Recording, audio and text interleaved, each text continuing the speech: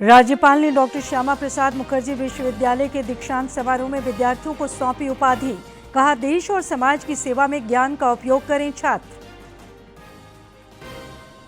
रांची में 5 दिवसीय Akhil Bharatiya police duty meet 10 फरवरी से देश भर की 8 टीमें लेंगी हिस्सा। 13 विषयों पर होंगी विभिन्न तरह की प्रतिस्पर्धाएं। गिरिडीह में 5 साइबर अपराधी गिरफ्तार। बैंक अधिकारी बनकर लोगों को ठगने का करते थे काम। 20 मोबाइल और 22 सिम बरामद।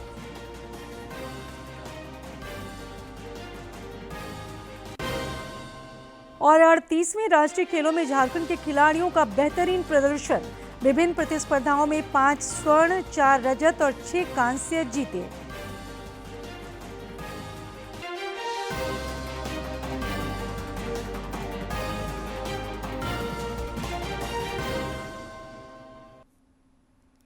नमस्कार, खबरें झारखंड में आपका स्वागत है। खबरों के साथ मैं हूं सरोज झा और अब समाचार विस्तार से। संसद के बजट सत्र के पहले भाग के आज छठे दिन आम बजट 2025-26 पर चर्चा शुरू हुई। इस चर्चा में भाग लेते हुए केंद्रीय मंत्री जेपी नड्डा ने यूरिया और डीएपी पर सरकार द्वारा दी जा रही सब्सिडी पर विस्तार से जानकारी दी। यूरिया जो हम 266 रुपीज़ MRP 45 kg का दे रहे हैं, उस पर जो सब्सिडी है वो 1617 रुपये यानी 1400 की सब्सिडी भारत सरकार प्रति बैग 45 kg पर दे रही है। प्रधानमंत्री मोदी जी ने जब इंटरनेशनल मार्केट में भी इसकी बहुत किल्लत हुई थी, तब भी 2020 से कोरोना के टाइम में इसके कॉस्ट को 1350 रुपये MRP 50 kg बैग से नहीं बढ़ने दिया है और आज दिन भी 1350 में मिल रहा है। तीसरी बात कि इस पे जो कॉस्ट पड़ती है वो 3000 रुपीज पर बैग पड़ती है, यानी 1650 रुपये प्रति बैग भारत सरकार प्रति बैग पे कर रही है DAP के लिए। ये हमको ध्यान रखना है। राज्यसभा में प्रश्नकाल के दौरान केंद्रीय कृषि मंत्री शिवराज सिंह चौहान ने बताया कि 31 दिसंबर 2024 तक अलग अलग राज्यों में 1 करोड़ से ज्यादा किसान ई-नाम पोर्टल पर पंजीकृत हो चुके हैं।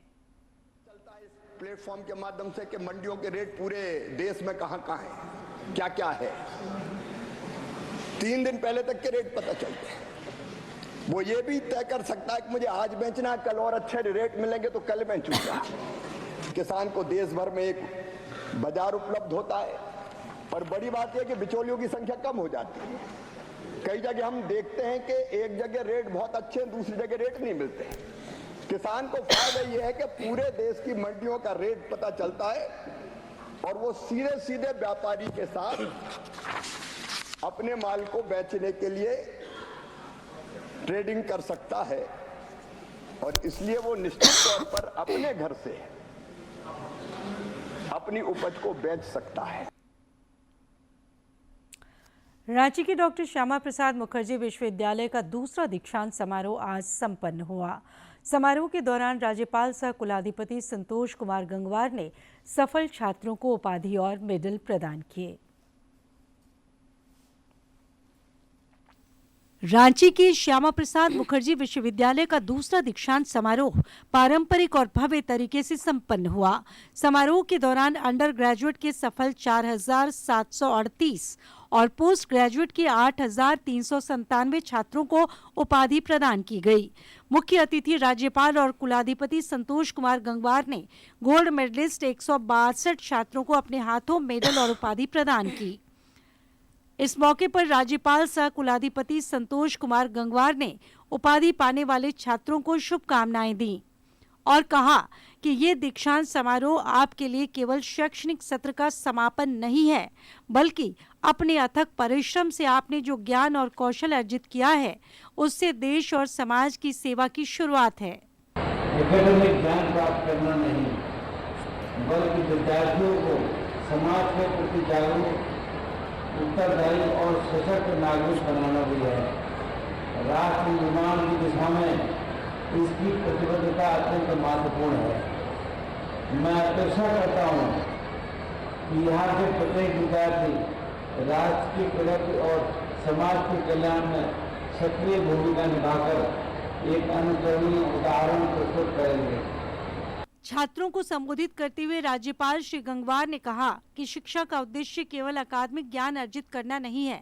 उन्होंने उम्मीद जताई कि उपाधि पाने वाले छात्र राष्ट्र की सेवा में अनुकरणीय उदाहरण प्रस्तुत करेंगे। दीक्षांत समारोह केवल एक शैक्षिक यात्रा का समापन नहीं है, अपितु आपके जीवन के नए और महत्वपूर्ण अध्याय के आरंभ का प्रतीक है। आपने वर्षों तक कठोर परिश्रम, समर्पण और संघर्ष से जो ज्ञान और कौशल अर्जित किया है, वो आपको समाज और राष्ट्र के प्रति अपनी जिम्मेदारी निभाने के लिए प्रेरित करेगा। दीक्षांत समारोह को संबोधित करते हुए कुलपति तपन कुमार शांडिल्य ने विश्वविद्यालय की विशेषताओं और उपलब्धियों से अवगत कराया। डिजिटल रूप में सुसज्जित परिसर में वाईफाई सुविधा उपलब्ध है, जो कैशलेस और पेपरलेस लेनदेन का बढ़ावा देती है। साथ ही ऑनलाइन सुविधाएं भी परिसर में उपलब्ध है।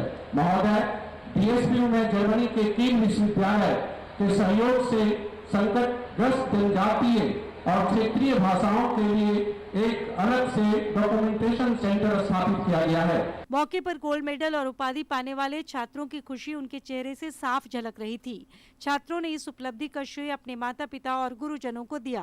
फरत नाज है, मैं मास्टर ऑफ कॉमर्स में गोल्ड मेडलिस्ट हूँ। 21-23 सेशन और बस हार्ड वर्क करें और अपने गोल को अचीव करें। और अपने माता पिता और गुरुजनों को मैं इसका श्रेय देना चाहूँगा। सभी टीचर को बहुत बहुत धन्यवाद देना चाहेंगे हम कि हम इस काबिल बन पाए कि अभी university doctor Shyama Prasad Mukherjee MSc department MSc mathematics में हमको गोल्ड मेडल मिला है। एक्सपेक्टेशन ही नहीं था कि डबल गोल्ड मेडल मिलेगा। हाँ, उम्मीद थी कि एक मिलेगा, बट डबल मिलना सीरियसली मुझे बहुत अच्छा लग रहा है। मतलब पहले तो अपने माता पिता को ही देंगे, मतलब मम्मी को, और मेरे प्रोफेसर भी बहुत अच्छे थे, मतलब उन्होंने भी बहुत हेल्प करा करने के लिए। कार्यक्रम के दौरान राज्यपाल ने विश्वविद्यालय की स्मारिका का विमोचन भी किया। राज्यपाल सह कुलाधिपति के हाथों मेडल और उपाधि पाकर छात्र काफी उत्साहित और गौरवान्वित महसूस कर रहे थे। रांची से अवधेश गौतम की रिपोर्ट। मुख्यमंत्री हेमंत सोरेन और उनकी पत्नी विधायक कल्पना सोरेन ने आज अपनी शादी की सालगिरह पर असम के विश्व प्रसिद्ध मां कामाख्या मंदिर में पूजा अर्चना की। इस दौरान उन्होंने झारखंड के सुख और समृद्धि की कामना की। इससे पहले उन्होंने कल कोलकाता में आयोजित बंगाल ग्लोबल इन्वेस्टर समिट में हिस्सा लिया था। भाजपा की प्रदेश अध्यक्ष बाबूलाल मरांडी ने रांची नगर निगम पर पौधारोपण के नाम पर करोड़ों रुपए की राशि का दुरुपयोग करने का आरोप लगाया है। सोशल मीडिया पर एक पोस्ट में उन्होंने कहा कि रांची शहर को हरा भरा बनाने के लिए 6 करोड़ 40 लाख रुपए खर्च कर 20,000 पौधे लगाए थे, लेकिन इनमें से 90% पौधे आज सूख चुके हैं। हर पौधे पर करीब 3200 रुपये खर्च किए गए, जिसमें उसकी देखभाल और सिंचाई की जिम्मेदारी भी शामिल थी। जब पौधे लगाने पर इतने बड़े पैमाने पर सरकारी राशि खर्च हुई तो इन पौधों की उचित देखभाल और सिंचाई क्यों नहीं की गई? उन्होंने मुख्यमंत्री हेमंत सोरेन से इस वित्तीय अनियमितता की जांच कर दोषियों पर कार्रवाई करने की मांग की है। भारतीय जनता पार्टी ने कहा है कि झारखंड की हेमंत सरकार गत चुनाव के दौरान जनता से लोक लुभावन वायदे करके फंस गई है।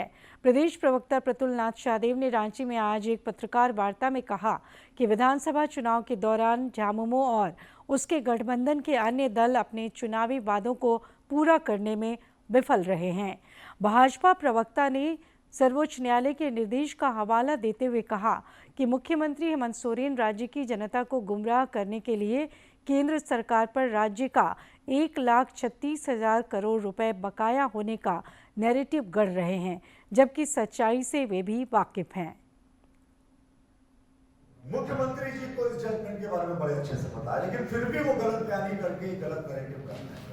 देखिए, ये मुख्यमंत्री जी का 14 अगस्त 2024 को सोशल मीडिया प्लेटफॉर्म एक्स पर किया गया पोस्ट, इसको अच्छे से देख ले, नीचे तारीख भी जिसे मैंने हाईलाइट कर दिया है, 14 अगस्त 2024। अब इसमें वो लिखते हैं, बड़ी जीत, माननीय सुप्रीम कोर्ट का आभार, सुप्रीम कोर्ट के आज के ऐतिहासिक फैसले से लगातार हमारी मांग जो थी वो सफल हुई है, यानी स्वागत कर रहे हैं सुप्रीम कोर्ट का। राष्ट्रपति द्रौपदी मुर्मू 15 फरवरी को बीआईटी मेसरा के दीक्षांत समारोह में भाग लेंगी। उनके प्रस्तावित कार्यक्रम को लेकर आज रांची के उपायुक्त मंजूनाथ भजंत्री ने कार्यक्रम स्थल का निरीक्षण किया और अधिकारियों के साथ सुरक्षा व्यवस्था पर चर्चा की। राष्ट्रपति के कार्यक्रम को देखते हुए जिला प्रशासन द्वारा सुरक्षा के पुख्ता इंतजाम किए जा रहे हैं। उपायुक्त के निरीक्षण के दौरान बीआईटी मेसरा के उपकुलपति डॉक्टर इंद्रनील मन्ना, वरीय पुलिस अधीक्षक चंदन कुमार सिन्हा, उप विकास आयुक्त दिनेश कुमार यादव और पुलिस अधीक्षक शहर राजकुमार मेहता मौजूद थे। राजधानी रांची के मोरांग गोम के Jaipal Singh Munda mega sports complex में 10 फरवरी से 15 फरवरी तक 68वीं Akhil Bharatiya police duty meet का आयोजन होगा। राजधानी रांची में 10 फरवरी से 15 फरवरी तक 68वीं Akhil Bharatiya police duty meet का आयोजन होगा। आयोजन समिति के सचिव अपराध अनुसंधान विभाग के महानिरीक्षक असीम विक्रांत मिंज ने मीडिया को बताया कि पुलिस ड्यूटी मीट के उद्घाटन के लिए राज्यपाल संतोष कुमार गंगवार और समापन समारोह के मुख्य अतिथि के रूप में मुख्यमंत्री हेमंत सोरेन ने अपनी सहमति दे दी है। इसका आयोजन इस बार हम लोग झारखंड पुलिस के द्वारा होस्ट किया जा रहा है इसको, और इसका आयोजन जो है मुख्य रूप से जो इवेंट है हमारे उद्घाटन और समापन की, वो मोरांग गोम के Jaipal Singh Munda mega sports complex Hotwar में होगा, जो कि दिनांक 10/2/25 से लेकर के 15/2/25 तक किया जा रहा है। सीआईडी के आईजी श्री मिंज ने आगे बताया कि इस Akhil Bharatiya police duty meet में देश के 18 राज्यों, 2 केंद्र शासित प्रदेशों और अर्ध सैनिक संगठनों की 8 टीमें हिस्सा ले रही हैं। Police videography, crime investigation, law rules तथा court judgment, lifting and packing, प्रदर्शनों का अग्रसारण जो लिफ्टिंग एंड पैकेजिंग, फिर है फॉरवर्डिंग, अंगुलांक विज्ञान प्रायोगिक एवं मौखिक परीक्षा, पुलिस पोर्ट्रेट, ऑब्जर्वेशन, कंप्यूटर साक्षरता, श्वान दस्तावेज संबंधित श्वान प्रशिक्षण और एंटी सबोटेज चेक। आयोजन समिति के सचिव ने खुशी जाहिर करते हुए कहा कि झारखंड के लिए ये गौरव का विषय है कि हमें Akhil Bharatiya police duty meet की मेजबानी का मौका मिला है। उन्होंने बताया कि आयोजन के दौरान एक भारत श्रेष्ठ भारत और झारखंडी कला संस्कृति की झलक भी देखने को मिलेगी। आर्किटेक्चर है, उनसे संबंधित चीजों को हम लोग वहाँ पर पोर्ट्रेट करने का प्रयास करेंगे, जिसमें छौ नृत्य, नागपुरी डांस और रंगमंच के कलाकार, नाटक और इस तरह की बहुत सारी एक्टिविटीज इनके लिए डेली की जाएगी। प्रेस वार्ता के दौरान आयोजन का लोगो जारी किया गया और आयोजन पर आधारित लघु फिल्म का प्रदर्शन किया गया। पुलिस ड्यूटी मीट अलग अलग प्रदेशों की पुलिस की कार्यशैली को जानने का अवसर भी देता है। उम्मीद की जानी चाहिए कि ये आयोजन पुलिस को तकनीकी रूप से और भी सक्षम बनाएगा। प्रधानमंत्री नरेंद्र मोदी छात्र छात्राओं का उत्साह बढ़ाने के लिए हर साल परीक्षा पे चर्चा करते हैं। इस साल भी 10 फरवरी को सुबह 11 बजे प्रधानमंत्री देश भर के छात्रों के साथ परीक्षा पे चर्चा करेंगे। इसे लेकर सरायकेला खरसावां के छात्रों में भी खासा उत्साह देखा जा रहा है। परीक्षा पे चर्चा को लेकर प्रधानमंत्री नरेंद्र मोदी का 8वें संस्करण के कार्यक्रम का आयोजन 10 फरवरी को सुबह 11 बजे होगा। इस दौरान पीएम छात्र छात्राओं को परीक्षा से संबंधित कई टिप्स भी देंगे, जिसे लेकर सरायकेला खरसावां जिला के गम्हरिया स्थित विद्या ज्योति स्कूल के छात्र छात्राओं में काफी उत्साह नजर आ रहा है। मोदी जी के जो कार्यक्रम है परीक्षा पे चर्चा, वो बहुत ही अच्छा है। मैं पिछले बार भी इसको देखा था, इस बार भी देखूंगा और इससे हम लोग के तनाव जो रहते हैं वो दूर हो रहे हैं। इस बार भी 10 फरवरी 2025 में होने वाली है और मैं इसे देखना चाहती हूँ। पहले मुझे परीक्षा से डर लगता था, पर परीक्षा पे चर्चा देखने के बाद मुझे अब डर नहीं लगता है, मैं तनावग्रस्त नहीं रहती हूँ। इस विषय को लेकर छात्रा प्रिया गोराई ने बताया कि प्रधानमंत्री नरेंद्र मोदी की ये पहल बहुत कारगर साबित हुई है। पहले विद्यार्थियों पर अभिभावक विभिन्न तरह के दबाव डाला करते थे, खासकर परीक्षा परिणाम में प्राप्त अंकों को लेकर, लेकिन वर्तमान समय में अभिभावकों का माइंडसेट बदला है और वो अब सपोर्ट करने लगे हैं। हमारी फैमिली हम पे बर्डन डालती थी, जो उनका एक्सपेक्टेशन था कि हमारे बच्चे को इतना ही नंबर लाना चाहिए, वो बहुत ज़्यादा कम हो चुका है। वहीं छात्र आदित्य सिन्हा ने कहा कि परीक्षा पे चर्चा बहुत ही अच्छा कार्यक्रम है। इससे परीक्षा का प्रेशर कम होता है और परिणाम बेहतर आता है। इससे कार्यक्रम से हम ना ही परीक्षा के बारे में जानते हैं, उससे डर खत्म होता है और हमारा प्रेशर और अच्छा भी जाता है। विद्या ज्योति स्कूल की 9वीं वर्ग की छात्रा वर्षा सिंह ने कहा कि प्रधानमंत्री नरेंद्र मोदी की परीक्षा पे चर्चा कार्यक्रम काफी अच्छी पहल है, जो कि सभी छात्र छात्राओं के लिए काफी लाभदायक है और वे कई तरह के करियर टिप्स भी देते हैं। परीक्षा पे चर्चा जो हमारे लिए खोला वो हमारे लिए बहुत लाभदायक था। मैं आपसे कहना चाहती हूँ कि उन्होंने हमें अपना स्ट्रेस कंट्रोल करने का, करियर बनाने का बहुत ही अच्छी बातें बताई। विद्या ज्योति स्कूल की अध्यापिका इंदु झा की माने तो उन्होंने भी प्रधानमंत्री की इस पहल की सराहना की है। इसमें दिनों दिन बदलाव भी आ रहे हैं, बच्चे का भी भविष्य अच्छा हो रहा है और बच्चे अच्छे ढंग से परीक्षा दे रहे हैं। विद्या ज्योति स्कूल के प्रिंसिपल सुनील कुमार झा ने बताया कि प्रधानमंत्री ने जो कारगर कदम उठाया है वो जनहित का काम है, जिससे छात्र छात्राएं मानसिक तनाव से मुक्त होते हैं। बच्चे के न्यूट्रिशन के बारे में, उनकी मानसिक तनाव, मानसिक हेल्थ जो है वो अच्छे तरह से रहे, ऊर्जावान रहे परीक्षा के समय में, और इन सारी चीज़ों को वो जिस तरह से बताएंगे बच्चों को बहुत अच्छा लगेगा। प्रधानमंत्री नरेंद्र मोदी के परीक्षा पे चर्चा के 8वें संस्करण के प्रसारण का इंतजार सभी को है, क्योंकि इस दिन वे देश भर के छात्र छात्राओं से बातचीत करेंगे, साथ ही कई तरह के टिप्स भी देंगे। सरायकेला खरसावां से अनूप मिश्रा की रिपोर्ट। पलामू की सांसद बीडी राम ने आज नई दिल्ली में केंद्रीय कोयला एवं खान मंत्री जी किशन रेड्डी से मुलाकात कर राजहरा कोलियरी में उत्खनन आरंभ करने एवं विस्थापितों को नौकरी देने संबंधी विषयों पर उनका ध्यान आकृष्ट कराया। उन्होंने केंद्रीय मंत्री से कहा कि राजहरा कोलियरी को खोलने के लिए सभी प्रक्रियाएं पूरी कर ली गई हैं। 20 विस्थापितों को नौकरी देने पर भी प्रबंधन के साथ सहमति बन गई है, लेकिन अनावश्यक रूप से विलंब किया जा रहा है। इसके उपरांत केंद्रीय मंत्री ने मंत्रालय के पदाधिकारियों को सीसीएल के प्रबंध निदेशक, उपायुक्त एवं सांसद की संयुक्त बैठक कर सभी अड़चनों को दूर करने का निर्देश दिया, ताकि राजहरा कोलियरी को शीघ्र चालू किया जा सके। साइबर अपराध के खिलाफ गिरिडीह पुलिस को आज एक और सफलता मिली है। गुप्त सूचना के आधार पर गांडे और जमुआ थाना क्षेत्र में छापामारी कर पुलिस ने 5 साइबर अपराधियों को गिरफ्तार किया है। गिरफ्तार अपराधियों के पास से 20 मोबाइल फोन, 22 सिम कार्ड समेत कई सामान बरामद किए गए हैं। गिरिडीह के पुलिस अधीक्षक डॉक्टर विमल कुमार ने आज प्रेस कॉन्फ्रेंस कर बताया कि ये लोग कई बैंकों के अधिकारी बनकर लोगों को ठगने का काम करते थे। इसके संदर्भ में एफआईआर भी दर्ज किया गया है। इसमें से जो 5 अभियुक्त गिरफ्तार हुए हैं उसमें गुलाम रसूल जो गांडे का रहने वाला है, उपेंद्र कुमार नौडिहा का रहने वाला है, अजय कुमार मंडल, अमित कुमार राणा और मनीष कुमार शर्मा, ये सभी नौडिहा ओपी क्षेत्र के रहने वाले हैं। इनके पास से कुल 20 mobile, 27 SIM card, 2 power bank इत्यादि सामान बरामद। रांची का राजभवन उद्यान आम लोगों के लिए 6 से 12 फरवरी तक खोला गया है।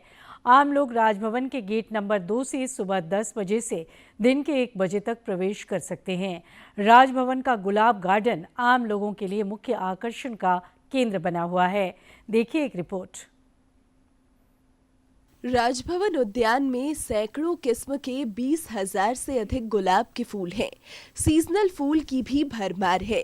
फूलो झानो गार्डन अपने फव्वारों के लिए मशहूर है। यहाँ के गार्डन में दुर्लभ पौधे और वृक्ष इसके आकर्षण में 4 चांद लगाते हैं। राजभवन उद्यान में बड़ी संख्या में लोग पहुंचे और इसकी भव्यता का आनंद लिया। यहाँ पे इस राजभवन में नेचर का असली रूप दिखाया गया। इतने सुंदर सुंदर रंग बिरंगे फूल जो किसी के भी आंखों को मोहित कर देंगे। फर्स्ट थिंग, जो राजभवन में जो नेशनल एम्बलम का साइन है वो इतना सुंदर, इतना खूबसूरत लग रहा है कि भारत का परचम उस नेशनल एम्बलम जो राजभवन के सामने है, वो मुझे पर्सनली वो बहुत अच्छा लगा। राजभवन घूमने आए आम लोगों ने कहा कि इस बार राजभवन उद्यान और भी ज्यादा खूबसूरत दिख रहा है। राजभवन उद्यान में लगे वृक्ष हरियाली का प्रतीक है।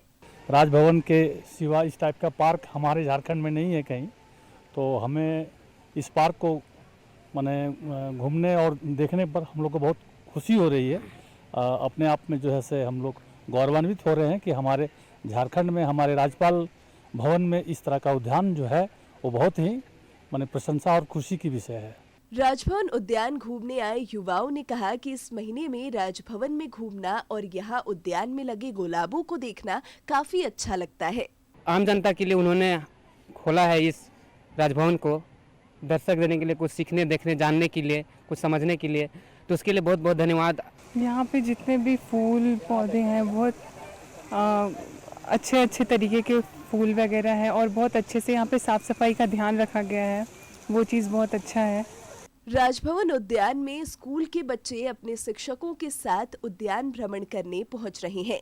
उद्यान में आम लोगों के लिए चारों ओर पानी की भी व्यवस्था की गई है, साथ ही सुरक्षा के भी पुख्ता इंतजाम किए गए हैं।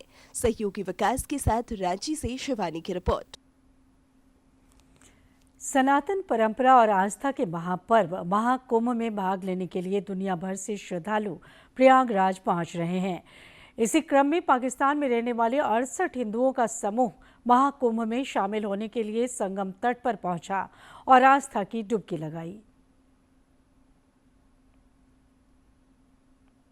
प्रयागराज जो तीर्थों का राजा है, वहाँ आस्थान पे स्नान करने के लिए आए हैं। यहाँ ऋषि मुनि और हमारे संत महात्मा माँ मंडलेश्वर आए हैं, उनका भी आज हम दर्शन करेंगे।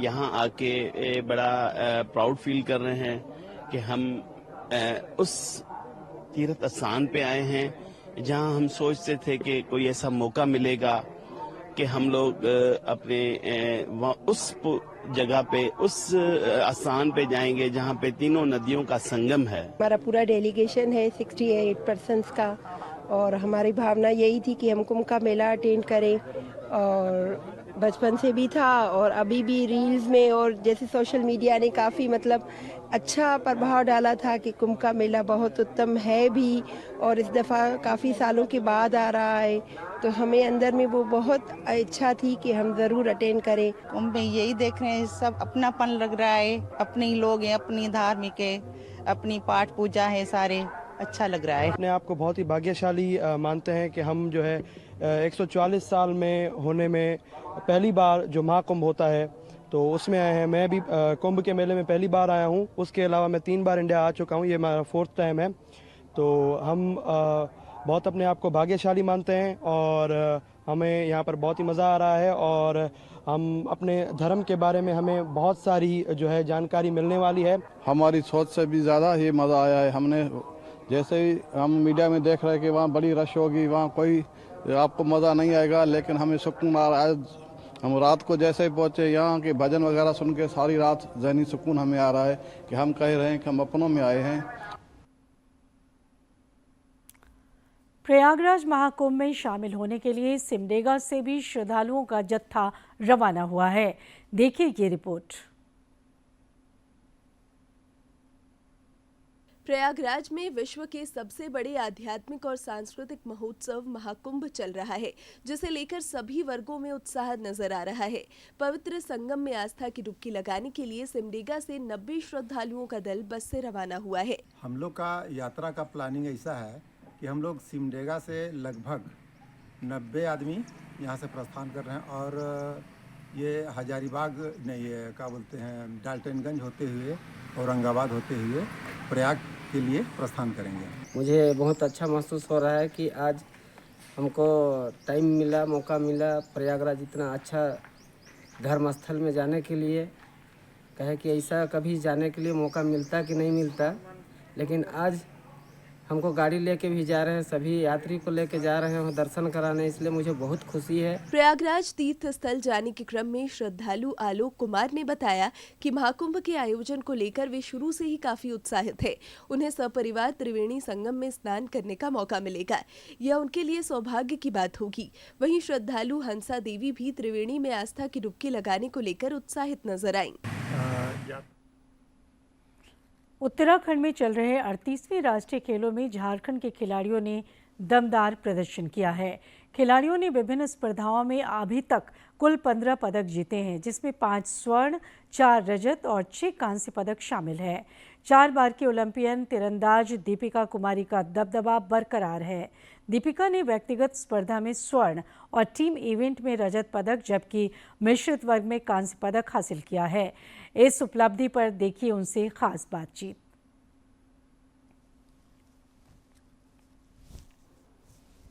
भारतीय तीरंदाजी को नया मुकाम जो दिया है वो दीपिका कुमारी ने दिया है, जो इस वक्त हमारे साथ हैं और जो राष्ट्रीय खेल में भी अपनी चमक को बिखेर रही हैं। दीपिका, एक बार फिर आपने मेडल जो है वो हासिल किया है तीनों कैटेगरी में। अपने इस पूरे एक्सपीरियंस को और यहाँ पर जो एक्सपीरियंस गेन होता है वो बाकी जो युवा हैं उनके लिए कितना ज़्यादा एक कहना चाहिए कि एक पॉजिटिव साइन रहता है। ये एक बहुत अच्छा प्लेटफॉर्म है। नेशनल लेवल पे जितने भी टूर्नामेंट्स होते हैं ना, वो बहुत अच्छा प्लेटफॉर्म होता है अपने आप को इम्प्रूव करने का और एक्सपेरिमेंट करने का। जो भी आपके अंदर खामियां हैं, आप उसको कितने कॉन्फिडेंटली और हिम्मत। और अंत में इस बुलेटिन के मुख्य समाचार एक बार फिर।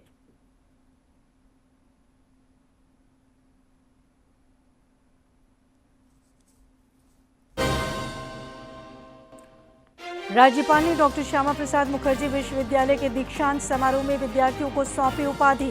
कहा, देश और समाज की सेवा में ज्ञान का उपयोग करें छात्र।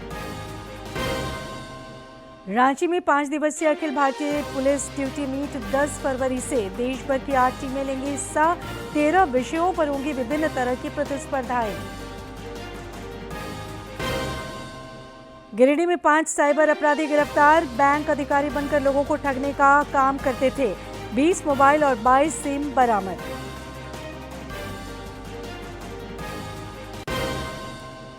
और 38वें राष्ट्रीय खेलों में झारखंड के खिलाड़ियों का बेहतरीन प्रदर्शन। विभिन्न प्रतिस्पर्धाओं में 5 स्वर्ण, 4 रजत और 6 कांस्य जीते।